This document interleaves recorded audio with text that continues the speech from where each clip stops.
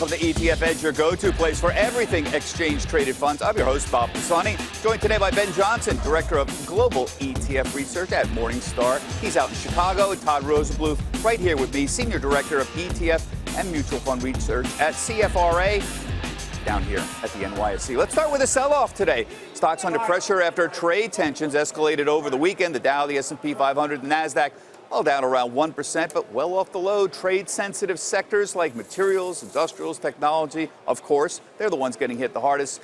Ben Johnson over in Chicago, we're off the lows of this session. Is this a constructive sign that buyers are indeed coming in and buying the dip? Well, I think this is a sign that the market's hanging on the president's every tweet right now. And if investors think that they're going to make any money trying to respond to whatever comes off that particular Twitter handle, they're probably going to lose a lot of money and lose their minds in all likelihood as a result. I think we've seen plenty of these knee-jerk reactions over the course of now many a month. Investors should, as always, take a deep breath, look away from the television, and stay the course, quite frankly. Yeah, Todd, it sure looks like they don't believe there's going to be a trade war here. I keep pointing out the low print for everything was on the day. Now, of course, semiconductors down the most because that's the knee-jerk reaction. Industrials, the second group, is sell-off, so XLI, which is the ETF for that. But the low print was at the open. Caterpillar's low print was at the open. All of the other ones that are out there, Cummins, your usual suspects on the industrial that you sell off on a trade war, their low print was at the open, and it's been off of that ever since. Who's right here? We think that there's going to probably be something that gets done between now and the end of the week, or the goalposts will get moved again. The cyclical sectors have continued to lead the market thus far in the first 4+ months of the year. There typically is a bit of volatility in the May to October period. That tends to be the weakest period, and the more defensive sectors like healthcare and staples tend to hold up better. But technology is really the tell. Technology has led the market higher thus far this year. And Ben Johnson, he mentioned sell in May and go away. Of course, it doesn't mean that May to October will be down, but there is that 6-month period we have been talking about for a long time.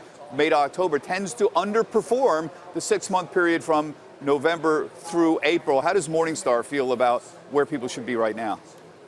Well, I think my hope is for that period you find yourself a couple of good beach reads and maybe not pay as much attention to the market while you're out on the beach over the summer months. I mean, is it seasonally soft? Yes, sometimes no. Whether that repeats this year is really anyone's guess. So again, maybe avert your eyes from what might happen in the markets over the next few months. If you're really worried, rethink of your asset allocation. Think about your mix of stocks and bonds.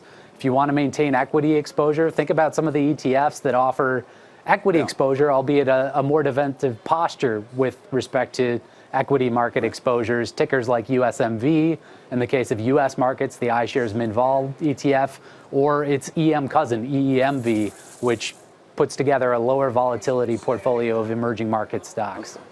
Well, of course, we want you all to keep your eyes glued to CNBC and CNBC.com throughout the summer. But he does bring up a good point, which is that volume tends to drop off during the summer month. And this may be one of the factors accounting for the fact that 6 months tends to underperform the 6 months from November through April. And he was just mentioning low volatility, minimum volatility ETFs, which tend to hold consumer stocks, utility names, that may do a little bit better in this environment. Yeah, the defensive parts of the market that would be heavily concentrated in USMV or SPLV, which is the Invesco lower volatility product, are ways to be able to look at it if you're concerned about the market volatility. We at CFRA, we've historically found that consumer staples, Vanguard Consumer Staples, VDC is a good example of that, or healthcare, which is XLV, would be the healthcare sector, Spider. Those are two good ways to play that from a defensive sector orientation.